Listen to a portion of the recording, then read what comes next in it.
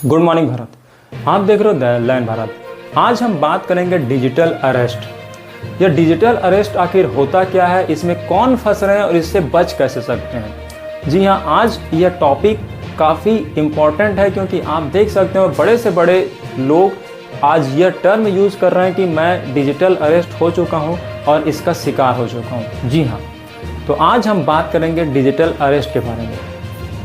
हाल फिलहाल में आपने देखा होगा कि डिजिटल अरेस्ट जो टर्म है वो बार बार यूज़ हो रहा है। बड़े बड़े लोग जो है इसके चपेट में आ गए हैं और इसके चपेट में आकर लाखों करोड़ों रुपए सामने वाले को दे देते हैं। तो आपको यह जानना जरूरी है कि डिजिटल अरेस्ट आखिर है क्या और किस तरह से इससे बच सकते हैं।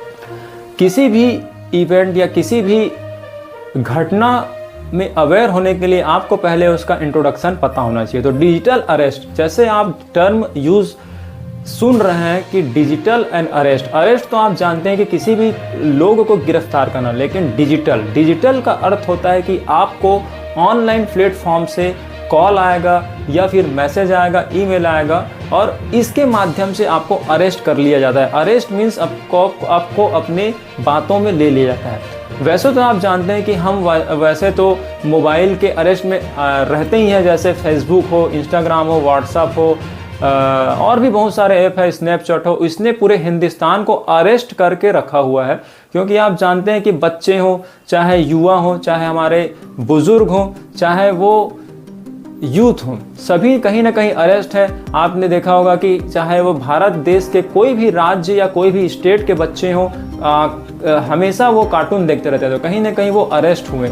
युवा जो है वो आप देख सकते हो कि रोजगार के जो खबरें देखते रहते हैं और इंटरटेनमेंट के खबरें देखते रहते हैं, तो वो भी कहीं ना कहीं अरेस्ट है और वो बहुत ज़्यादा सोशल मीडिया फेसबुक का इस्तेमाल कर रहे हैं। थोड़ा सा और अगर एडल्ट एज में जाएं, जो मैरिड कपल्स हैं वो आप देखे होंगे कि उनको टेंशन काफ़ी होता है, बहुत ही वो हार्ड वर्क करते हैं, तो उनको इंटरटेनमेंट चाहिए रहता है। तो बहुत सारे कॉमेडी शोज़ और इंटरटेनमेंट के शोज़ देखते हैं और बहुत सारे चैनल्स हैं, तो वो भी कहीं ना कहीं अरेस्ट है। और फिर उसके बाद जब बुजुर्ग हो जाते हैं, जब वो रिटायरमेंट हो जाते हैं, तब उनको याद आता है कि अब हमने बहुत पाप कर लिया, अब हमको पाप को धोना है, तो यहाँ पर आप भक्ति भाव से अरेस्ट हैं। तो आप देख सकते हैं अलग अलग क्लास के लोग, बच्चे कार्टून के थ्रू अरेस्ट हैं, जो युवा हैं वो movies, Hollywood, Bollywood, web series के लिए अरेस्ट हैं, जो एडल्ट हैं, जो कपल हैं मैरिड, वो कहीं ना कहीं इंटरटेनमेंट के लिए, कॉमेडी के लिए अरेस्ट हैं, और जो हमारे ओल्ड एज के लोग हैं वो कहीं ना कहीं भक्ति भाव के लिए अरेस्ट हैं। लेकिन यहाँ पर यह अरेस्ट है तो इसमें किसी को आपत्ति नहीं हो रही थी क्योंकि इसमें आपका पैसा नहीं जा रहा था डायरेक्टली, इसमें जा रहा था आपका समय, जो कि आप जानते हैं कि अभी भी हर वर्ग के लोग मोबाइल में अपना समय व्यर्थ कर रहे हैं। तो उस समय यहाँ पर उसको हम डिजिटल अरेस्ट नहीं बोल रहे थे। लेकिन हाल फिलहाल आपने देखा होगा कि कुछ समय से इन मोबाइल के कारण ही कुछ लोग किसी अकाउंट में मनमाने पैसा, मुंह मांगा पैसा दे रहे हैं, तो अब यहाँ पर डिजिटल अरेस्ट की बात यहाँ पर सामने आती है। तो होता भी कुछ ऐसा है कि डिजिटल अरेस्ट में आपको कहीं अननोन नंबर से कॉल आता है और कॉल में आपको आपका ही आधार कार्ड और पैन कार्ड और मोबाइल नंबर की जानकारी दी जाती है और आपको कोई भी माध्यम से आपको परखा जाता है। वो इतने शातिर होते हैं कि वो आपसे बात करते करते समझ जाते हैं कि आप कहाँ होंगे, पहले ही वो प्रिपेयर करके आते हैं। वैसे तो आधार कार्ड से आपका एड्रेस और सब कुछ वो निकाल लेते हैं, क्योंकि आप जानते होंगे कि आधार कार्ड, पैन कार्ड या फिर ऑनलाइन जो फोटो आईडी आप कहाँ कहाँ देते हैं आपको खुद को पता नहीं होता है, और इससे उनको नंबर और मोबाइल नंबर और आपका एड्रेस और पैन कार्ड नंबर ये सब पता चल जाता है और इस बेस पे उनका कॉन्फिडेंस बढ़ जाता है। और उस कॉन्फिडेंस को लेकर के वो आपको कॉल करते हैं कि आपका आधार कार्ड नंबर ये है, पैन कार्ड नंबर ये है और आपके नाम से कुरियर है, उसमें ड्रग्स है या कुछ ऐसे संवेदनशील जो प्रोडक्ट है वह नाम लगा करके आपको झांसे में ले लेते हैं। लेकिन यहाँ पर एक ध्यान देने वाली बात यह है कि ऐसे लोगों को ही वो पकड़ते हैं जो कि ऑनलाइन प्लेटफॉर्म से काफ़ी दूर हो। जैसे आपने देखा होगा कि अभी तक जितने भी लोग इसका शिकार हुए हैं वो कहीं ना कहीं बहुत ही बड़े उम्र के हैं, जो टेक्नोलॉजी से काफ़ी दूर होते हैं। जैसे एक डॉक्टर का यहाँ पर केस आया था, वो काफ़ी ओल्ड एज की थी, वो डॉक्टर जो है काफ़ी ओल्ड एज की थी और उनको डिजिटल जो प्लेटफॉर्म में उनका उतना नॉलेज नहीं था। और यहाँ पर आप देखे होंगे कि एक बड़े चेयरमैन है बड़े कंपनी के, उनको ऐसा फंसाया गया था, तो वो भी कहीं ना कहीं बहुत जल्दी इस झांसे में आते हैं। जो यूथ हैं उनको तो इस तरह से आप झांसे में नहीं ले सकते कि यूथ को सारी चीज़ों की जानकारी, आधार कार्ड, पैन कार्ड ऑनलाइन। लेकिन जो पहले के जो एम्प्लॉयज़ हैं, जो वैसे तो काफ़ी इनकम उनकी काफ़ी हाई फाई है, लेकिन डिजिटली उतने वो हाई फाई नहीं हो पाए, उनको ये इस तरह से अपने चक्रव्यूह में, डिजिटल चक्रव्यूह में फंसाते हैं और आसानी से झांसे में ले लेते हैं।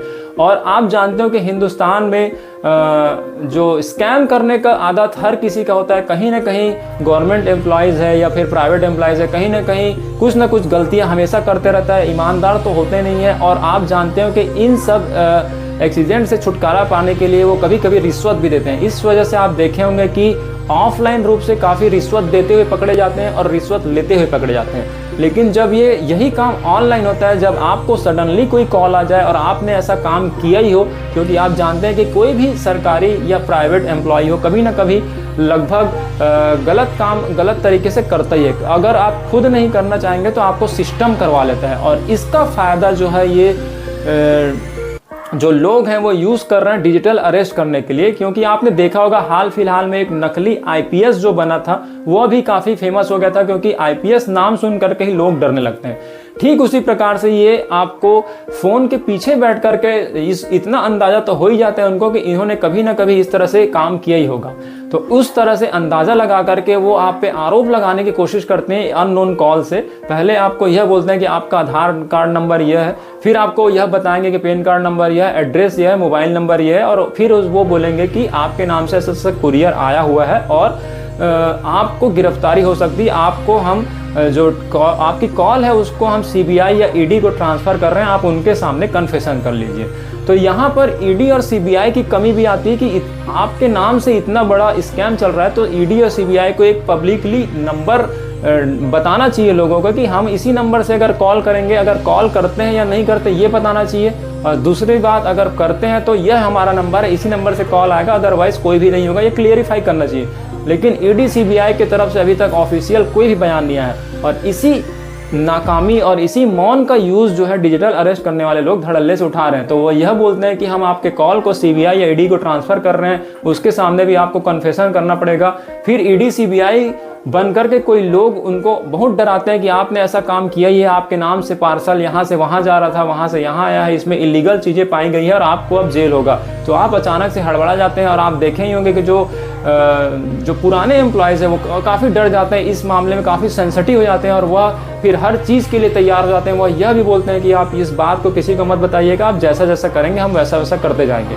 तो वैसा वैसा करते जाते हैं। और आप देख रहे होंगे कि जब ये वीडियो हम रिकॉर्ड कर रहे हैं तब भी हिंदुस्तान में 140 करोड़ की जनसंख्या, वो इतना बड़े जनसंख्या में लोग हैं कि हर कोई अभी इस टर्म को भी समझ नहीं पाया होगा।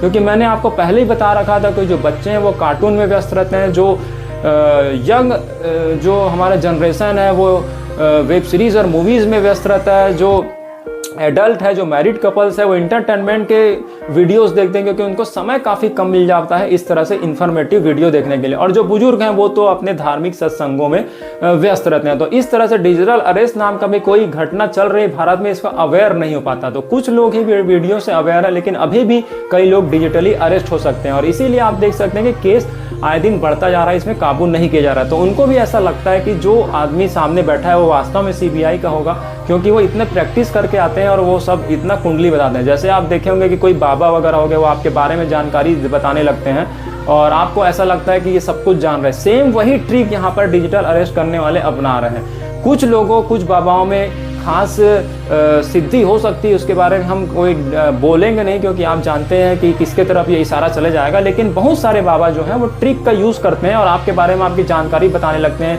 कि आपकी शादी यहाँ हुई थी और ऐसा ऐसा होने वाला है, ऐसा ऐसा हुआ था, तो आपको तुरंत भरोसा आता है। सेम कॉन्सेप्ट जो है डिजिटल अरेस्ट करने वाले लोग आपको अपना रहे हैं। आपका आधार कार्ड, आपका पैन कार्ड, आपका एड्रेस, आपका फ़ोन नंबर और आपके जॉब प्रोफाइल की कब से जॉब कर रहे हैं, ये सब डिटेल निकाल करके उस तरह से आपको तुरंत स्ट्राइक करते हैं। और आप जब आप ये बात सुनते हैं तो आपको अचानक से भरोसा हो जाता है कि नहीं, ये सीबीआई या ईडी के ही ऑफिस से बोल रहा है। और आप फिर वही आपका 2 नंबर का ट्रिक अपनाते हैं, जैसे आपने पूरे लाइफ में अपनाया होगा कि जब भी आप ट्रबल में यूज़ करते हैं, आप जानते हैं कि हिंदुस्तान का सिस्टम जो है पैसों से सब बिकता है, तो आप खरीदने की कोशिश करते हैं कि आप इस बात को दबा दीजिएगा और जितने पैसे मांगते हैं उतना पैसा वो देने लगता है। धीरे धीरे धीरे धीरे जब पूरा अकाउंट खाली हो जाता है तब आपको रियलाइज़ होता है कि अब कैसा हो सकता है। क्योंकि कोई भी हालांकि हिंदुस्तान में बहुत सारे लोग जो हैं यहाँ पर रिश्वत लेते हैं, लेकिन कोई भी ऑनलाइन या अकाउंट में रिश्वत कैसे ले सकता है? इतना तो आपको ही पता होगा कि जो भी रिश्वत दिए या लिए जाते हैं वो यहाँ पर ऑफलाइन या कैश में दिए जाते हैं, अकाउंट में कोई भी रिश्वत नहीं लेता है। फिर भी लोग जो है अनअवेयर होने के कारण डिजिटली अरेस्ट हो जाते हैं और फिर पैसे गंवाने के बाद उनको पता चलता है कि ऐसा भी कोई चीज़ चल रहा है। तो आप इंटरटेनमेंट के साथ साथ कुछ देश में चल क्या रहा है इसके लिए भी अवेयर रहिए, तो आप अपने पैसे जो कमाए हैं वो बचा सकते हैं। अदरवाइज आपको कोई भी डिजिटल अरेस्ट कर लेगा। न केवल आप डिजिटली अरेस्ट हुए बल्कि कोई भी आपको आसानी से, चाहे वो धार्मिक बाबा अरेस्ट कर सकते हैं अपनी बातों में, पॉलिटिकल लीडर्स आपको अरेस्ट कर सकते हैं, जो डॉक्टर्स हैं वो भी गलत तरीके से अरेस्ट कर सकते हैं, और डिजिटल अरेस्ट करने वाले लोग तो आप देख ही रहे हैं। तो कोई भी आपको आसानी से अरेस्ट कर सकता है। तो आप किसी भी तरीके से अरेस्ट ना होइए, खुद अपने नॉलेज को बढ़ाते रहिए, तब आप यहाँ पर आज़ाद जी पाएंगे। अदरवाइज कोई ना कोई आपको डिजिटली या फिर पॉलिटिकली या रीजनली या फिर और कई तरीके से अरेस्ट कर सकता है। तो आप नॉलेज लेते रहिए और इस तरह के वीडियो देखते रहिए। और इस तरह से डिजिटल अरेस्ट से बचने के लिए आप कॉल को तुरंत कर दें, उस पर भरोसा ना करें, क्योंकि आपको कई तरीके से वो हिप्नोटाइज कर सकते हैं। कभी आपकी बेटी का एक्सीडेंट हुआ ये बोल सकते हैं, आपने देखा होगा कि कई मामले में ऐसा है। कभी आप स्कैम करते हुए पकड़ेगा ये बोल सकते हैं। तो अगर आपने किया भी है तो आप वहाँ के थाने में जाकर के कन्फेस कर सकते हैं, लेकिन आप इनके सामने सरेंडर या बचने के एवज में अपने कमाई जो है उनको ना ट्रांसफ़र कर दें। अगर आप किए हैं तो उससे डरे ना, उसके लिए तैयार रहें और कहीं ना कहीं लॉजिकली उसके लिए सज़ा भुगतने के लिए तैयार रहें, लेकिन उसमें बचने के एवज में इस तरह से पैसे ना दे दें और इस तरह के कॉल पर भरोसा ना करें। क्योंकि कॉल ईडी और सीबीआई नहीं करती है, वह स्वयं आकर के जांच करती है या फिर किसी न किसी को वो भेजती है। अगर ईडी सीबीआई कॉल से काम करने लगेगी तो फिर इतने सारे कांस्टेबल पुलिस जो वर्क कर रहे हैं फिर वो क्या करेंगे? तो आप इनसे डरिए, कॉल पर भरोसा मत कीजिए और अवेयर रहिए। Thank you.